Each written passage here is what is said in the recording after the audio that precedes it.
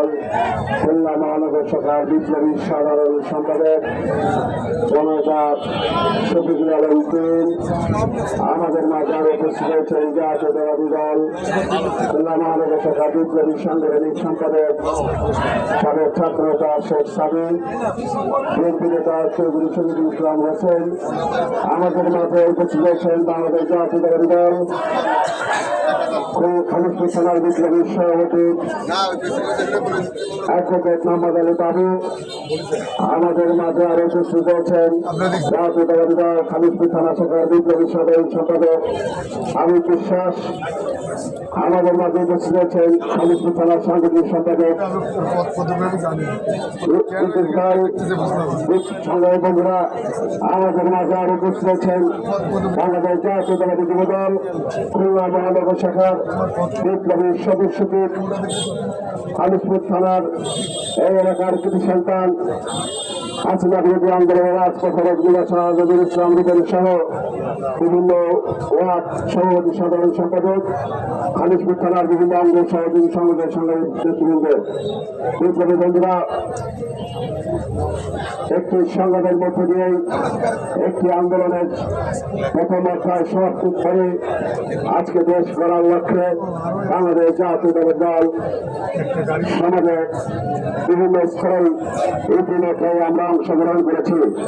বিপ্লবী বন্ধুরা, একটি রাষ্ট্রের উন্নতি করতে গেলে সর্বপ্রথম এই রাষ্ট্রকে মাদক মুক্ত করা লাগে। আমরা দেখেছি গত 15টি বছর বাংলাদেশের যুব সমাজকে ধ্বংস করবার জন্য পার্শ্ববর্তী একটি রাষ্ট্র খুব পরিকল্পিতভাবে আমাদের যুব সমাজকে মাদকে আসক্ত করে রেখেছিল, যেন আমরা কোনো অবস্থাতেই আমরা আমাদের গণতান্ত্রিক অধিকার দাবি আদায়ের আন্দোলন সংগ্রামে অংশগ্রহণ করতে না পারি।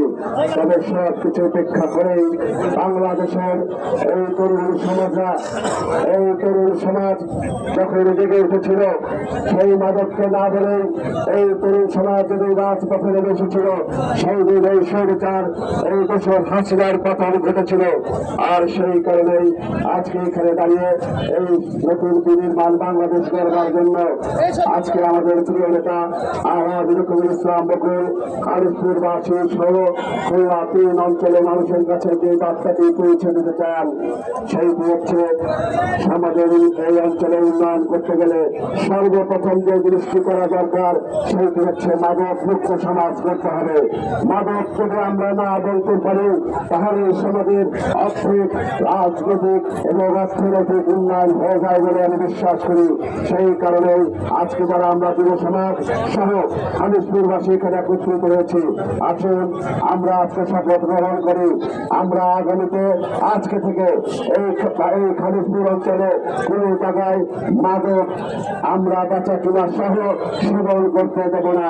আমরা সবাই মাদককে না বলবো এবং কোনো জায়গায় যদি এরকম কোনো ঘটনা ঘটে আইন শৃঙ্খলা বাহিনীকে আমরা খবর দিয়ে তাদেরকে ধরিয়ে দেব, সেই আশাবাদ ব্যক্ত করে আর এই আন্দোলনে সবাইকে অংশগ্রহণ করবার জন্য আহ্বান জানিয়ে আমি আমার সংক্ষিপ্ত বক্তব্য শেষ করছি। বাংলাদেশ জাতীয়তাবাদী যুব দল জিন্দাবাদ, শহীদ জিয়া মোড়ক এবং খালেদা জিয়া জিন্দাবাদ, আগামীর বাংলাদেশ তারেক রহমান জিন্দাবাদ, আমাদের প্রিয় অভিভাবক আওয়াজ নজরুল ইসলাম বকুল জিন্দাবাদ।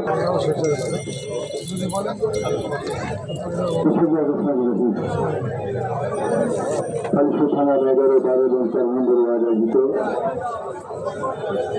মাদককে না জানিয়ে মাদক বিরোধী আজকের এই সমাবেশ পরবর্তী দাবি সমাবেশের সম্মানিত সভাপতি অ্যাডভোকেট মোহাম্মদ আলী বাবু, এখানে উপস্থিত আছে খুলনা মহানগর বিএনপির সাংগঠনিক সভাপতি জাতীয় নির্বাহী কমিটির অন্যতম সদস্য অ্যাডভোকেট হোসেন শফিকুল আলম মোনা, এখানে উপস্থিত আছেন মহানগর বিএনপির সম্মানিত সাংগঠনিক সম্পাদক শেখ সাদি, উপস্থিত আছেন সাবেক যুগ্ম আহ্বায়ক চৌধুরী শহীদুল ইসলাম হোসেন, উপস্থিত আছেন থানা বিএনপির সাধারণ সম্পাদক হাবিবুর রহমান বিশ্বাস, মহানগর যুব দলের আহ্বায়ক আব্দুল আজিজ সুমন, সদস্য সচিব কবির ইসলাম রুবেল সহ আমাদের মহানগর মহিলা দলের নেতৃবৃন্দ, উপস্থিত ভাই বোনেরা, আসসালামু আলাইকুম।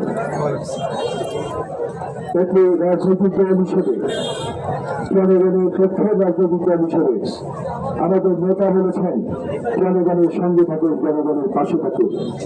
মাদককে না জানিয়ে আমরা 4 দিনব্যাপী কর্মসূচি ঘোষণা করেছি। মানুষের থেকে শুরু হয়েছে আমাদের কর্মসূচি।